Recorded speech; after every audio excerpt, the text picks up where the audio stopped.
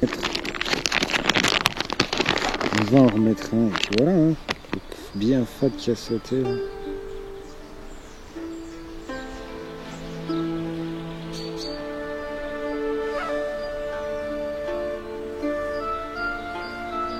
Commencer là-bas.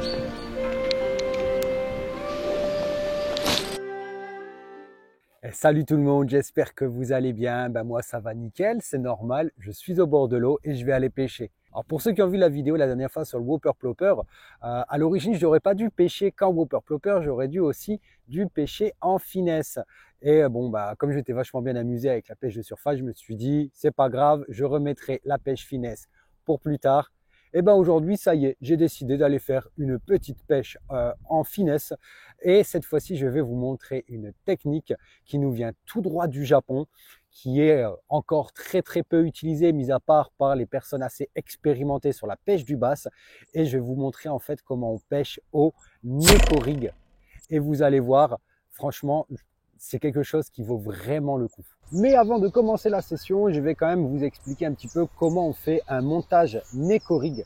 Donc le montage Neko Rig, en fait, c'est une technique, le Neko Rig est une technique qui est finesse, au même titre que la pêche en waki, au même titre que la pêche en Ned Rig et toute autre pêche finesse. Donc il va falloir en fait vous pouvez utiliser le même ensemble que vos pêches habituelles, finesse, drop shot, tout ça. Donc moi personnellement j'utilise ma Mojo Bass, c'est ma 5.3 Mojo Bass, c'est la drop shot finesse qui est en 3 à 14 grammes, donc une canne toujours assez fine. Au niveau du moulinet, généralement on met un moulinet qui va se raccorder avec la longueur et la puissance de la canne. Donc là c'est un petit, c'est un Dewa Pro Rex que j'ai mis en spinning, qui est en taille 2500. Au niveau du corps de ligne, je lui ai mis une tresse. Donc généralement pour mieux ressentir les touches, l'idéal ça reste d'avoir un corps de ligne en tresse. Là c'est un corps de ligne en tresse en 10 centièmes que j'ai mis, mais vous pouvez même descendre en 8 centièmes sans trop de soucis s'il n'y a pas trop d'obstacles on va dire. Et je viens rajouter dessus un bas de ligne en fluorocarbone qui est en 25 centièmes celui-là. Pour le montage en lui-même maintenant, alors c'est un montage qui est extrêmement simple. Il va vous falloir pour ça donc des worms forcément. Il va vous falloir aussi un hameçon simple et il va vous falloir ce qu'on appelle un sinker. Pour le worm en question, vous pouvez choisir un petit peu ce que vous voulez. On va dire tout fonctionne bien.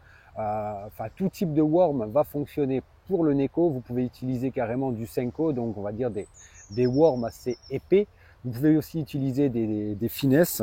Ça, c'est ce que j'adore utiliser généralement. Mais vous pouvez aussi, pareil, utiliser ceux que j'ai, par exemple. J'en ai aussi de chez Berkeley avec une queue en fossile derrière. Bref, concrètement, vous pouvez utiliser tout type de worm dessus. Pour le montage en lui-même, je vais vous faire voir comment on fait. Donc, la chose à faire, c'est déjà d'enfoncer le sinker dans la tête du worm. Donc, on vient l'enfoncer, on vient pousser. Hein. Donc, le sinker, en fait, c'est un petit plombage qui va permettre en fait au worm d'évoluer, de pouvoir évoluer sur le fond à la verticale. Contrairement au montage waki, où ça va, on va dire, descendre à l'horizontale, ici le worm va descendre à la verticale. Donc une fois que le sinker est monté, maintenant ce qu'on va venir faire, on va venir piquer l'hameçon au milieu. Mais alors attention, pas dans le sens transversal, mais dans la longueur du worm en fait. On va venir le piquer pour le faire ressortir. Voilà. Et ainsi, vous avez votre montage qui est prêt à pêcher. Et maintenant que le montage est prêt, qu'est-ce qu'on va faire? On va aller pêcher et on va essayer de faire du poisson avec. Allez, on va commencer la session. Bon, maintenant que le montage est prêt, qu'est-ce qu'on va faire? On va essayer de pêcher. Donc allez, un début de session. Hop, on va commencer là-bas. Alors c'est un spot que j'aime bien. Malheureusement, le seul inconvénient, c'est qu'en fait, il est difficilement pêchable. En fait, il est pêchable que sur même pas, allez, on va dire, je vais être gentil sur la moitié du lac. En fait, il faut savoir qu'ici, alors ça c'est une chose qui est très bien, c'est qu'ils ont énormément réinvesti des zones humides dessus, donc des roselières par exemple, et toute végétation de bordure. Malheureusement, l'inconvénient, c'est que ces roselières, malheureusement, enfin on va dire malheureusement, prennent de la place, et comme ce n'est pêchable que du bord, en fait on peut pêcher réellement que la moitié du lac, là où on a des trous entre les roselières, enfin des trous déjà faits dans les roselières.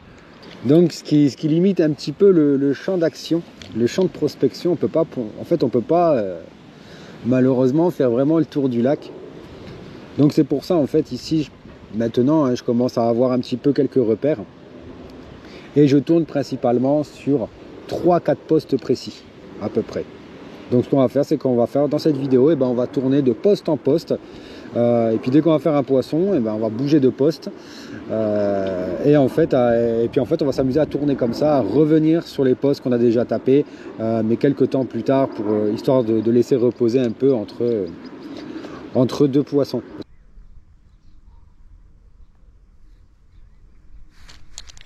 Ah, poisson, oui, poisson. Ah non, ah si, je l'ai. Hé hé. Bon, il est pas gros, mais un poisson quand même déjà.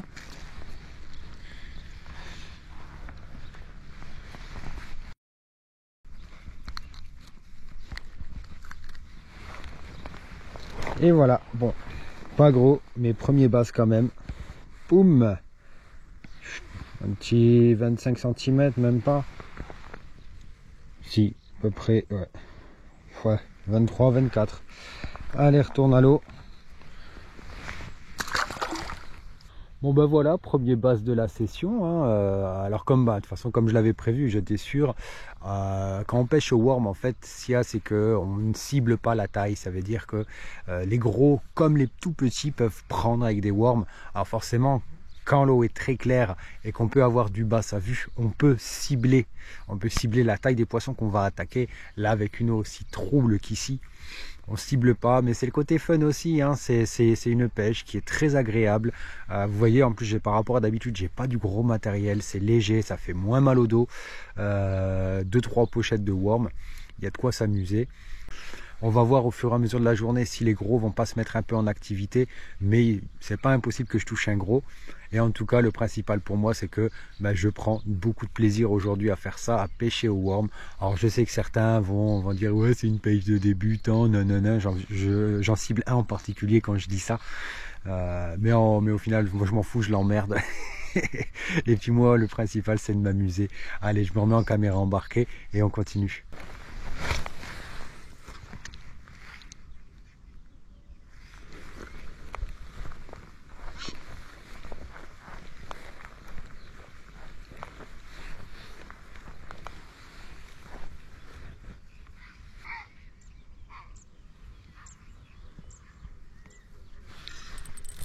Oh, poisson!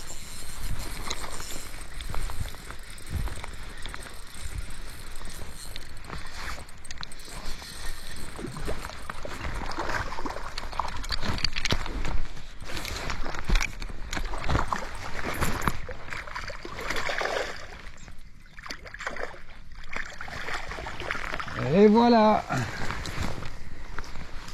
Bon, et bim! Celui-là, il est quand même nettement plus joli. Il est tout de même nettement plus joli. Bon voilà, après le petit poisson de tout à l'heure, maintenant un poisson qui atteint presque 40 cm, il est entre les 35 et les 40, toujours donc au worm sur le montage Nekorig. Donc je vous avais dit, hein, ce montage, c'est un montage qui est très peu utilisé à tort, et dans un sens c'est pas plus mal au final, parce que c'est vrai que quand tout le monde se met à pêcher toujours avec les mêmes techniques, au bout d'un moment ça éduque les poissons, et là visiblement, bon, je sais qu'ici en général, très peu de monde utilise ce montage-là, et voilà, ça donne un poisson comme ça. Et l'avantage, c'est qu'il est que 7h30 du matin, j'ai commencé à 6h. Il me reste encore pas mal d'heures pour encore faire d'autres jolis poissons, encore plus gros, je l'espère, hein. On verra bien. Mais bon, allez, maintenant, pour le coup, on ne va pas l'embêter plus longtemps et on va aller le remettre à l'eau.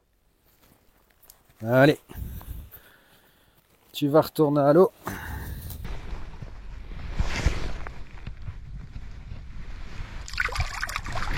Et hop, et bim. Bon ben voilà, quelques minutes après le petit bass, j'en fais un déjà bien plus correct, celui-là entre 35 et 40. Donc je suis vachement satisfait. Vous avez vu encore une fois, j'ai l'impression que ça commence à se réveiller. Et au montage Neko, si ça commence à se réveiller, ça risque de faire du lourd à un moment donné. Donc je suis vachement content. Hein. Qu'est-ce qu'on fait? On continue. Ah là là, ça y est déjà de basse, ça fait plaisir. On va continuer hein, forcément. Mais voilà quoi, c'est vraiment vraiment plaisant parce qu'en plus ça fait longtemps que j'avais pas pêché avec un ensemble assez léger. D'habitude c'est vrai que je sors les cannes casting avec les hameçons texans, les ferrages un peu appuyés, des trucs assez bourrins, des tresses assez grosses. Et là, se faire une petite session finesse, franchement, il n'y a rien de tel, ça fait vraiment plaisir. Et puis ce montage Neko, c'est quelque chose, c'est vraiment quelque chose de top. C'est super prenant. Associé à ce petit Magic Worm là de chez Missile Bait. De toute façon, je vous mettrai, c'est simple, tous les liens dans la description de la vidéo. Mais alors c'est pareil, autant ce leurre il est vraiment top. Autant ce montage, c'est une dinguerie. Pour moi, c'est l'un des meilleurs montages qu'on peut utiliser pour pêcher au worm. C'est vraiment, voilà, c'est une dinguerie, j'adore ça. Bon allez, je viens de faire 2 basses sur la zone là, un petit et un peu plus gros. Donc maintenant en fait ce que je vais faire, je vais changer, je vais essayer de laisser reposer un peu la zone. Et moi je vais aller faire donc un deuxième poste. En fait là c'est un poste, c'est un ponton qui généralement, je sais qu'il y a du bass qui s'y concentre un peu. Donc on va aller directement au ponton.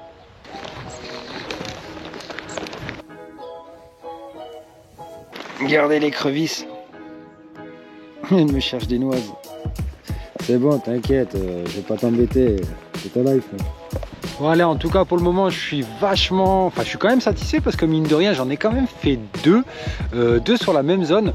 Et surtout qu'en fait il faut savoir qu'il y a encore 2-3 jours il faisait plus de 35 degrés. Plus de 35 degrés l'après-midi, et là en fait on a pris une baisse, mais une baisse subie des températures. Là au plus chaud de la journée normalement il va faire 20 degrés environ.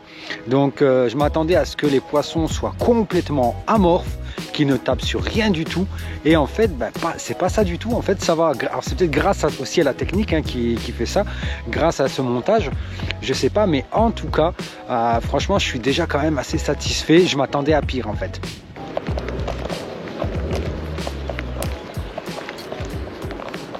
Allez, nous voilà au ponton. Donc en fait généralement ici il y a une grande zone de roche. Alors on peut pas la voir là concrètement, mais il y a une zone de roche et souvent en fait on va dire allez dans les 5 premiers mètres il y a souvent du bass qui traîne. Et bien entendu à l'entrée des roselières on en trouve aussi. Donc généralement je sais qu'ici ça reste quand même un bon poste. Allez, trêve de bavardage, on va essayer d'en faire un ici. Alors vu que ça s'est réveillé là-bas, je me dis peut-être que là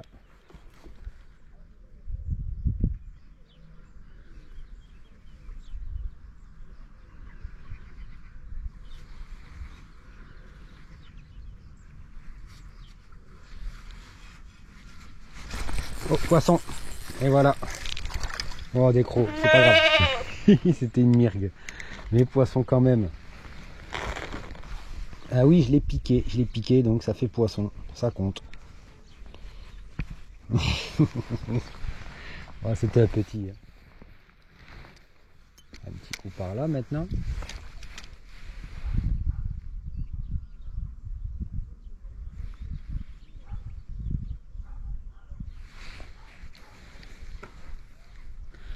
Ah, c'est fou, le worm en montage Neko. Et là en plus le pire c'est qu'on est sur un changement de météo, donc sur des jours où normalement c'est pas actif du tout.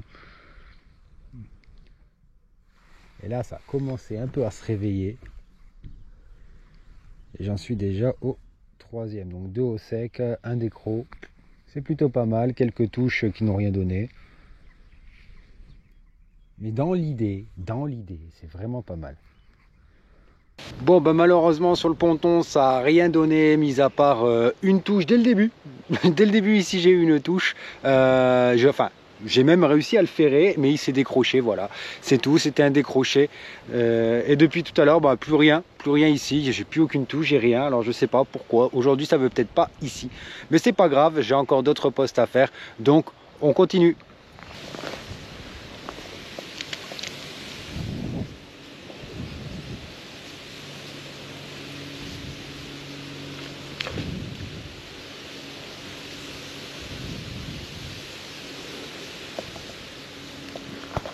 Touche, à nouveau touche.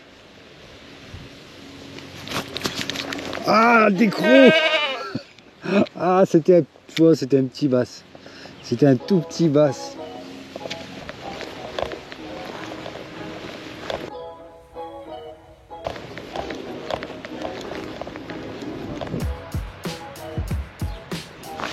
Alors me demandez pas, je sais pas pourquoi. Ici pourtant, bon, je viens parce que ça reste une zone pêchable. Mais honnêtement, je crois que c'est l'un des rares postes où j'ai jamais touché de poisson vraiment sur cette zone-là. De quelques touches des fois, mais jamais, jamais des trucs de fou.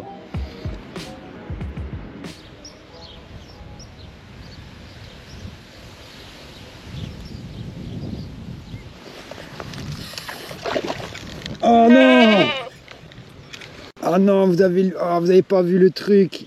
En fait, au moment où j'étais en train de, où j'allais repartir, je vois un truc bouger là, mais juste dans mes pieds là. Je pose le worm et là d'un coup la ligne, bouf, elle part à toute vitesse. Je ferre pas assez fort malheureusement et ben, je le décroche. Bon bah après deux décros sur cette zone là, bon bah, c'est tout, hein. J'y repasserai peut-être après, on verra si j'ai le temps. Donc là bah, je vais aller faire encore un autre poste pour essayer de voir. Ça c'est un poste où je sais que généralement j'arrive toujours à faire un bass. Et puis ensuite une fois que j'aurai fait ce poste là, et ben on va recommencer sur le premier poste où j'étais, voir si d'autres basses se sont repostés, ok?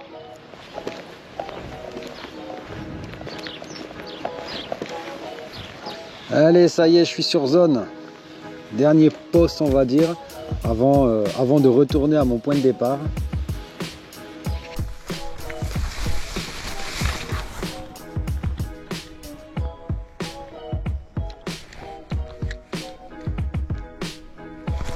Oh, poisson!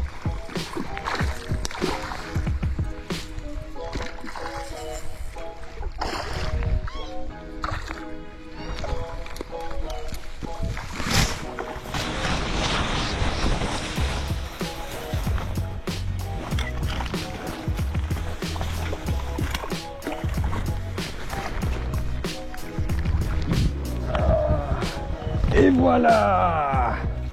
Oh boum! Oh oh! Il n'est pas énorme, mais il fait quand même plaisir. Bon ben voilà la famille, troisième basse au sec. Plus, moi je compte pas celui que j'ai décroché réellement, hein, mais bon, au moins voilà, ça fait pareil, un basse à peu près 35 cm. Donc je suis plutôt content. Toujours pareil, hein, toujours ce même type de poste. En fait, c'est vraiment, ils sont au niveau des roselières, à l'entrée des roselières, ils squattent là. Donc ça fait vraiment plaisir. Bon, on va pas l'embêter plus longtemps, on va le remettre à l'eau. Allez, petit loup, tu retournes à l'eau. Oh, par là, gros. Voilà. Et il est là-bas. Allez, bim. Bon, quand même, un bass sur ce poste-là. Bon, c'est le dernier que je fais, on va dire. Après, maintenant, je vais repartir à mon point de départ. Mais bon, ce qui fait donc déjà, si je ne me trompe pas dans mes calculs, ça fait déjà 1, 2, 3 basses au sec, plus déjà quelques décrochés. Donc, bon, bah, pour le moment, ça va. Donc là, c'est juste le premier tour. Il est encore très tôt. Donc, on va retourner au point de départ maintenant.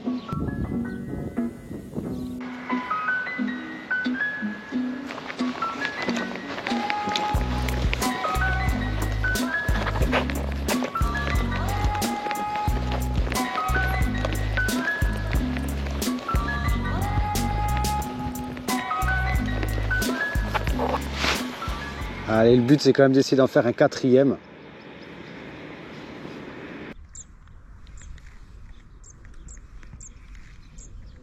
Ça se déplace. Poisson. Oh non!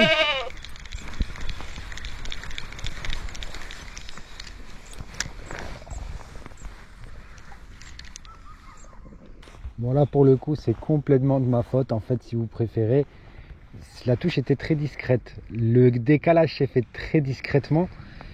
Et en fait malheureusement ce que j'ai fait c'est que j'avais pas encore bien pris, j'avais pas assez bien mouliné pour bien prendre le contact avec le poisson avant d'envoyer vraiment le ferrage. Et concrètement j'ai ferré mais avec une bannière encore légèrement détendue. Et je l'ai senti au ferrage, hein. J'ai senti que c'était beaucoup trop ample et que ça allait pas le faire et puis ça l'a pas fait. Donc voilà c'est tout, là c'est complètement de ma faute. C'est tout, ça arrive.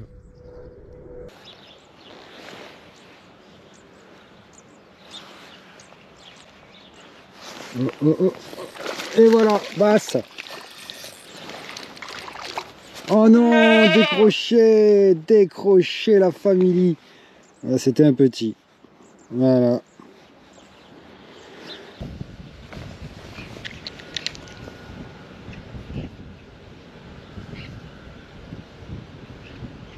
Ah, touche. Oh, poisson. Poisson, ça y est, j'ai le quatrième. J'ai le quatrième basse. Oui. Enfin, pour le moment. Arrête de te barrer là. Arrête. Et voilà. Le quatrième. Le quatrième. Voilà. Il est là, papa.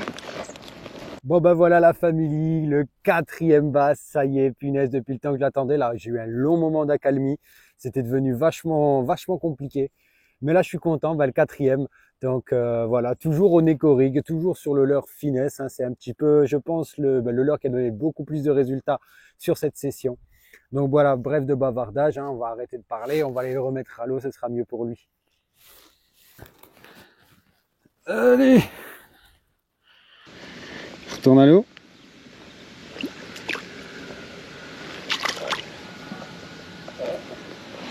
Et bim. Bon ça y est, quatrième basse au sec, je suis content après en avoir loupé un juste avant. Je suis vachement content d'avoir réussi enfin à en mettre un quatrième au sec, surtout qu'en plus au final il était plus gros que celui que je venais de décrocher, donc je suis encore plus satisfait. Donc maintenant ce qu'on va faire, c'est qu'on va rebouger de poste et on va essayer d'en faire un cinquième si possible. Bon allez, il ne me reste plus beaucoup de temps de pêche, alors ce que je vais faire pour essayer de faire ce cinquième et dernier poisson, je vais aller de l'autre côté sur la rive en fait opposée, là où on peut quasiment pas pêcher parce qu'il n'y a pas d'accès. Il y a quand même en fait un poste où on peut se mettre, et je vois souvent d'ailleurs des chasses au niveau de ces postes là. Donc bon, je vais faire le tour, ça va me prendre quelques minutes quand même d'y aller. Mais je vais faire le tour, je vais aller tenter ma chance pour essayer de voir d'en faire un cinquième. Et puis après, quoi qu'il arrive, ce sera la fin de la session.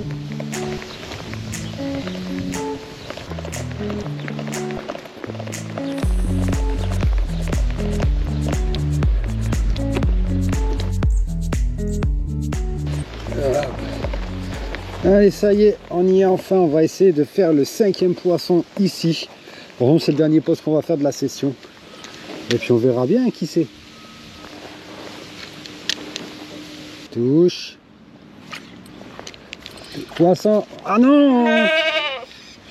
Décro, encore une fois, mais encore une fois. J'ai pas mis un gros ferrage, j'ai fait exprès de mettre un tout petit ferrage. Ah, c'est sûr que c'est pas la pêche, en texan où on va faire comme des gros manouches, là. On va faire comme des gros bourrins. Et que ça plante bien. Là, la pêche en finesse en général, on évite de trop appuyer ses ferrages. Ah, je prends des touches, et je me suis fait prendre mon worm. Bon, voilà, pas grave.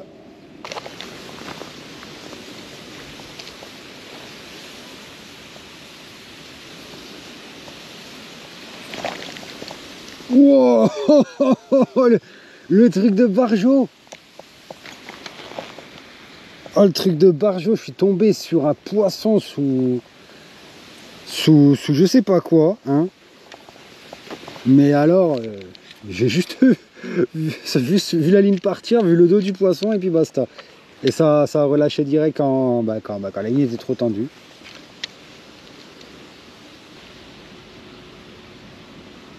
Ça, ça prend, ça prend. Ah non, ça lâche.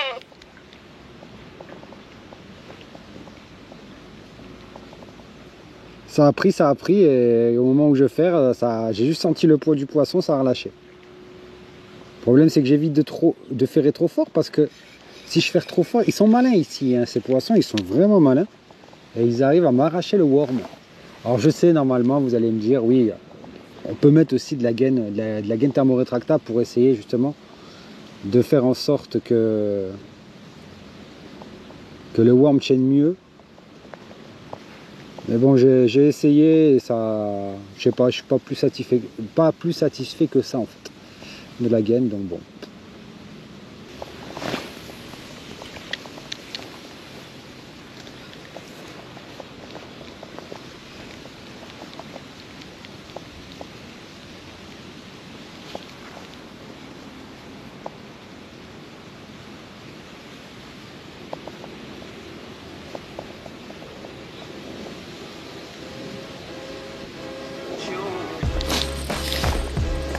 Oh, oh, oh, poisson. Oh là, et là c'est joli, hein. Oh, poisson.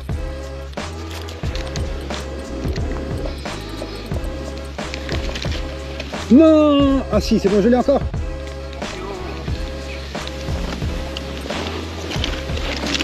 Oh, je croyais que c'était décroché.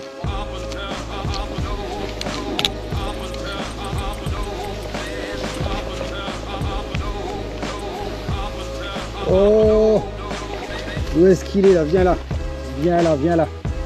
Punaise, il est balèze. Oh, il est balèze celui-là.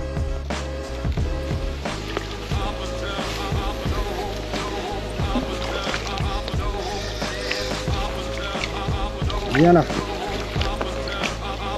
Et voilà. Boum. Oh, celui-là, il est joli. Et ben voilà, je l'ai le 5e et en plus c'est un beau.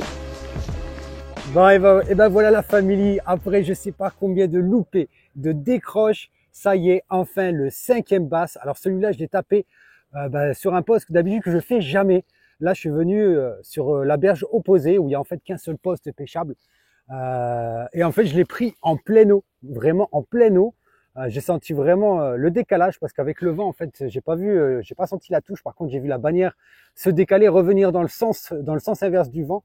Donc franchement ça m'a fait plaisir après le nombre de loupés. Voilà, un bass à peu près 40, mais alors sur la drop shot finesse là, sur une 3,14, il m'a mis un combat monumental. Franchement il m'a vraiment vendu du rêve. Donc merci à toi mon pote. Et t'inquiète pas, maintenant je te rends ta liberté.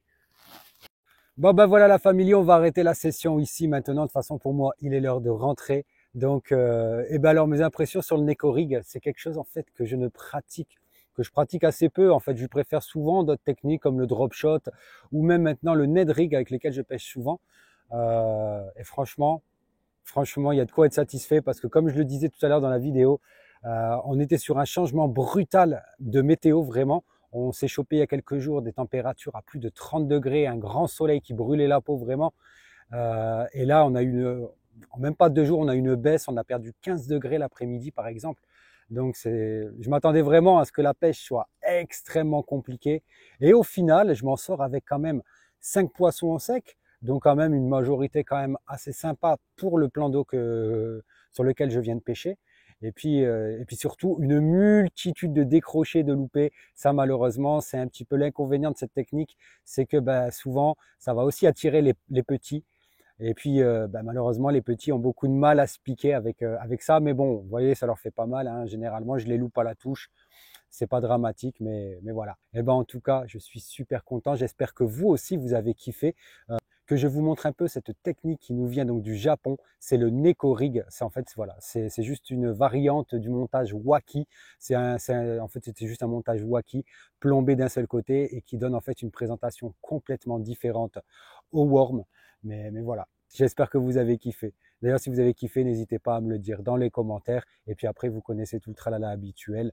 Je ne vous le répéterai pas. Donc maintenant, moi, je vais retourner à la voiture. Je vais rentrer chez moi et je vous dis à la prochaine, la famille, Et n'oubliez pas, je vous kiffe de ouf.